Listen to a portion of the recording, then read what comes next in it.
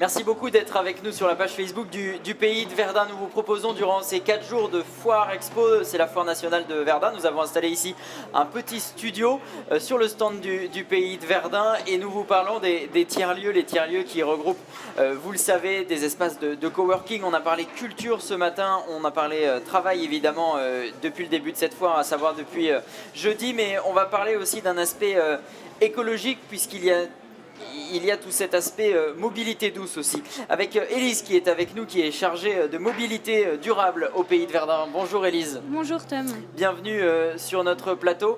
La mobilité douce, c'est quelque chose qui est très important dans cette notion de tiers-lieu. Oui, tout à fait, puisque les tiers-lieux permettent d'avoir son activité professionnelle pas très loin du domicile et donc de favoriser les modes doux, vélo, marche à pied, etc. Pour se rendre au travail dans les déplacements quotidiens. Ouais, et hier nous étions avec Stéphane V qui est entrepreneur, qui a un parcours très atypique et qui lui-même va se rendre sur son lieu de travail, donc à savoir dans un espace de coworking à vélo. Vous allez pouvoir retrouver sur la page Facebook du Pays de Verdun son témoignage. On va aller de l'autre côté de la France, du côté du Mans, retrouver Ludovic Bu. Bonjour monsieur. Bonjour. Vous êtes développeur d'entreprise et conseiller municipal délégué à l'innovation et au numérique du Mans. On parle de mobilité douce. Vous allez un petit peu nous aiguiller sur ce sujet aujourd'hui. C'est quoi alors la mobilité douce? Alors déjà, moi je préfère le terme mobilité active parce qu'il y a la mobilité passive, celle qui consiste à se laisser transporter par un engin, et les mobilités actives qui consistent à être acteur de son déplacement. Et donc la marche à pied, le vélo, la trottinette, le vélo à assistance électrique et tous les EPDM, les engins étranges qu'on voit, étranges parce que nouveaux, qu'on voit éclore un peu partout, qui permettent de se déplacer sur des distances allant de quelques centaines de mètres à quelques dizaines de kilomètres. Nous sommes ici à Verdun, dans un territoire qui est plutôt rural, dans un département très rural. Élise, c'est possible de mettre en place de la mobilité douce dans un endroit où la voiture peut paraître incontournable? Ah oui, c'est entièrement possible, mobilité douce, et puis les solutions aussi alternatives à la voiture individuelle, telles que le covoiturage, l'autopartage, etc. Ludovic Bu, même dans les milieux ruraux, il faut promouvoir cette mobilité douce ou cette mobilité durable. En fait, la question fondamentale, au-delà de la question des moyens de déplacement, c'est pourquoi on se déplace. Et aujourd'hui, en milieu rural, il y a plein de villages, de petits bourgs qui sont désertifiés. Et donc on ne trouve plus de réponse à nos besoins du quotidien ou à nos besoins irréguliers comme les rendez-vous de santé par exemple, ou pour les loisirs, ou pour sortir au cinéma ou ce genre de choses. Et donc on va être amené à se déplacer loin, et donc la voiture paraît incontournable. Parce qu'effectivement on ne peut pas mettre des lignes de bus pour desservir absolument tous les villages de tous les départements de France. Ce serait un gouffre financier. À partir du moment où on retravaille sur la question de la proximité, alors on peut à ce moment-là repenser à des modes de déplacement, encore une fois la marche, le vélo et quelques autres, qui permettent encore une fois d'aller à quelques kilomètres. S'il s'agit d'aller au cinéma une fois par mois et que ce cinéma vient dans votre village, vous pouvez y aller à pied, à vélo, etc. À condition tout de même une chose, c'est que les infrastructures le permettent. Je vois assez régulièrement des villages qui font l'effort d'avoir des trottoirs assez larges, voire d'avoir des rues piétonnes, voire de piétonniser à certains moments, par exemple le week-end, les cœurs de village, et d'autres où le village est traversé par une nationale limitée à 70, et là vous avez beau avoir des trottoirs, vous n'y allez pas à pied, vous ne laissez pas vos enfants y aller à pied, etc., etc. Donc la question de pourquoi on se déplace et la question des infrastructures qui permettent ces déplacements sont essentielles. C'est justement la question que j'allais vous poser. Il faut que les collectivités, les villes, les États aussi jouent le jeu pour mettre en place des zones piétonnes, pour mettre en place des pistes cyclables. Oui, mais ce qui fait l'attractivité aujourd'hui des villages, des zones rurales, des villes moyennes, des petites villes, c'est justement la promesse de tranquillité. Aujourd'hui, on a un mouvement, suite au confinement, aux différents confinements, on a un mouvement de départ des grandes métropoles parce que 10-15% des habitants de ces grandes métropoles se sont rendus compte qu'ils vivaient une vie à 200 à l'heure qui n'est pas du tout le rythme humain. L'humain est un mammifère terrestre qui devrait aller lentement, et là, c'est pas le cas. Et donc on a 10-15% des gens qui habitent les métropoles, et l'Île-de-France en particulier, qui veulent en partir. Et ils rêvent d'un rythme plus lent. Et aujourd'hui, lorsque je parcours la France, j'ai la chance de pouvoir le faire dans le cadre de mon métier, puisque en fait, j'ouvre des services de mobilité divers et variés un peu partout en France.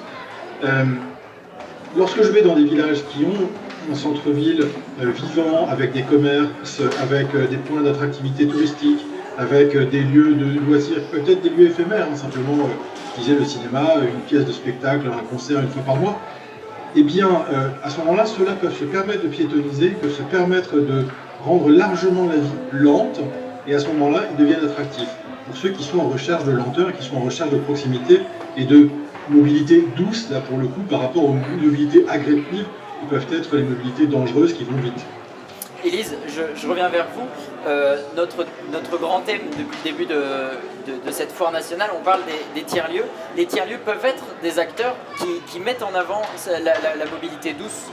Ah oui, entièrement. Comme je le disais au début, les tiers-lieux sont implantés près des domiciles et donc permettent ces déplacements qui sont de courte distance, et notamment avec l'essor du vélo à assistance électrique qui favorise encore plus ces déplacements doux.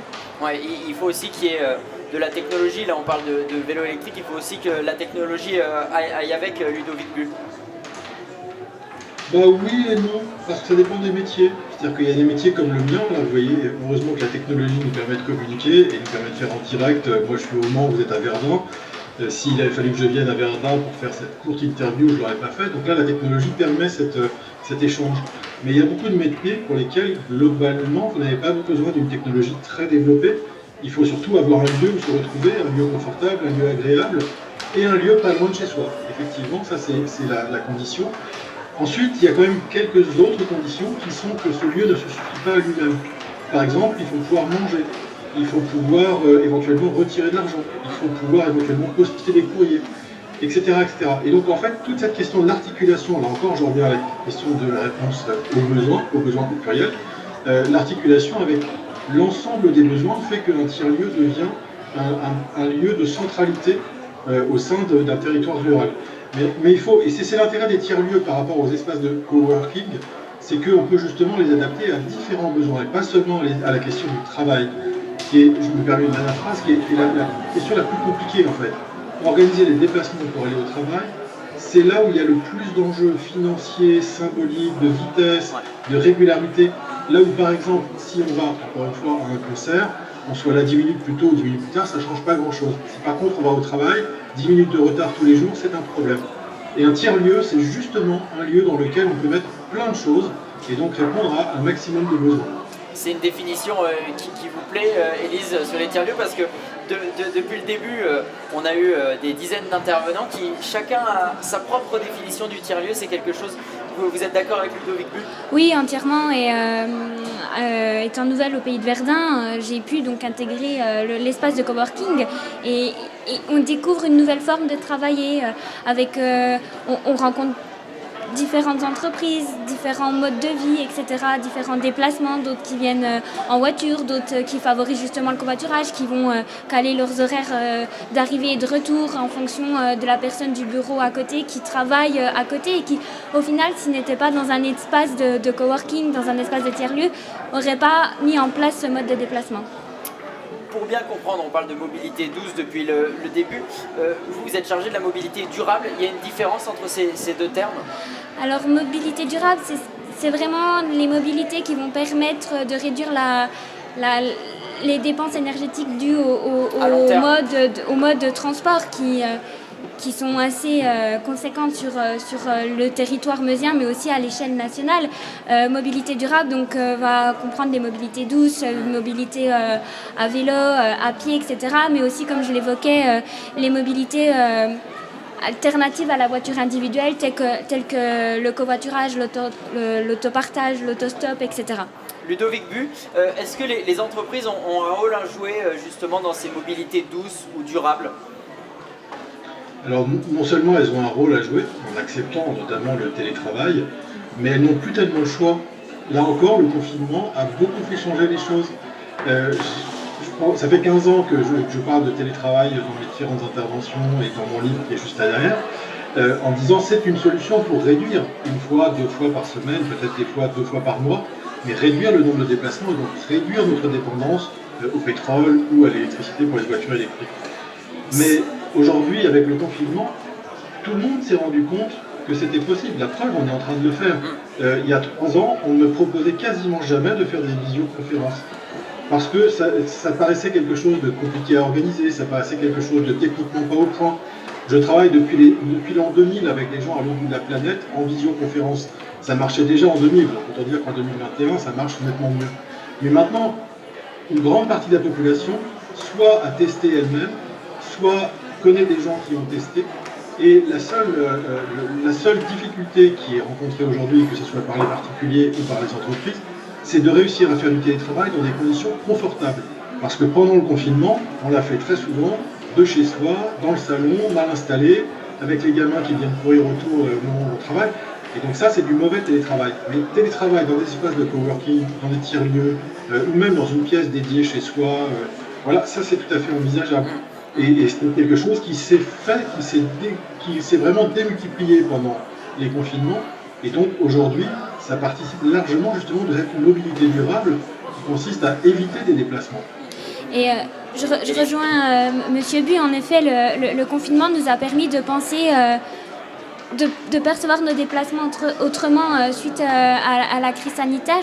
On a vu notamment des pistes cyclables, des aménagements cyclables émerger dans certaines villes qui n'auraient peut-être pas forcément émergé maintenant s'il n'y avait pas eu cette situation. On parlait de télétravail avec vous, Ludovic Bu. Si on veut être moins radical, certaines entreprises peuvent aussi financer une partie des transports en commun, par exemple. Alors, la plupart des entreprises ont même l'obligation de le faire aujourd'hui. Mais si on revient à la question de la ruralité, les transports en commun, vous en avez très peu.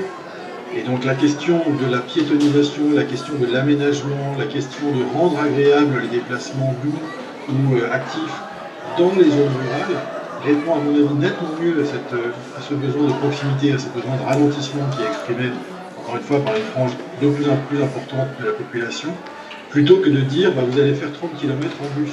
Parce qu'en zone rurale, encore une fois, je travaille avec des zones rurales, aujourd'hui je porte des projets dans des zones rurales, il y a des endroits où il n'y a pas de bus, il y a des endroits où il y a 1 ou 2 bus par jour. Donc c'est une solution.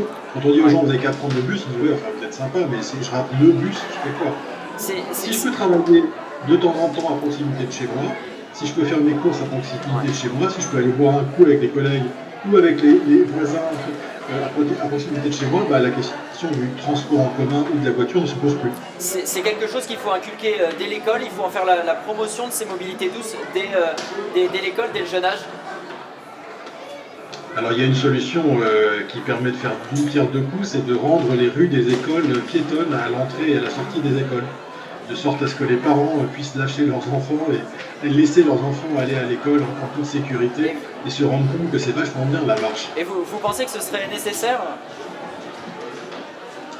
Ça fait partie, je pense que ça fait partie des choses qu'on peut faire, mais la première des choses qu'on peut faire, c'est de limiter la quantité de publicité pour la voiture à la télévision et dans les médias. Aujourd'hui, le principal budget publicitaire en France, 3 milliards par an, c'est la publicité pour les voitures. Et donc à partir de là, vous voyez des voitures tout le temps qui en plus sont dans des publicités, où il n'y a jamais d'embouteillage, jamais d'accident, jamais de... Même si certains types de voitures n'ont plus le droit de faire de la pub à la télé quand elles sont trop polluantes. En tout cas, si je comprends bien votre discours, ce qu'il faut c'est changer les mentalités. Oui, mais c'est un processus qui est en permanence en action. Après, il va plus ou moins vite. Et là, on a vraiment une chance avec ces histoires d'un côté les gilets jaunes qui ont permis une prise de conscience de la dépendance énergétique et de la dépendance à la voiture pour un certain nombre de catégories de la population, et de l'autre le confinement qui a touché d'autres catégories, notamment à travers le télétravail.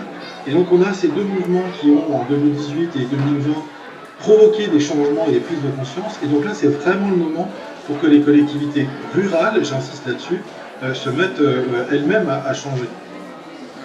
Pour conclure, Élise, on va dans le bon sens, on va vers une société qui va davantage se développer vers la mobilité douce. Oui, entièrement. Et je pense que ce soit les citoyens, que les collectivités, les entreprises sont vraiment conscients, enfin tout le monde est conscient de l'urgence qui favorise ce changement. Merci en tout cas à vous Ludovic But d'avoir été avec nous depuis Le Mans. Je rappelle que vous êtes conseiller municipal délégué à l'innovation numérique, vous êtes aussi développeur d'entreprise. Merci d'avoir été avec nous. Merci à vous de l'invitation. Et merci à vous Élise. Je rappelle que vous êtes chargée de la mobilité durable au pays de Verdun. On vous retrouve très vite. C'est ça. On va continuer d'être ici depuis le stand du pays de Verdun, la foire nationale de Verdun. On se retrouve dans quelques minutes.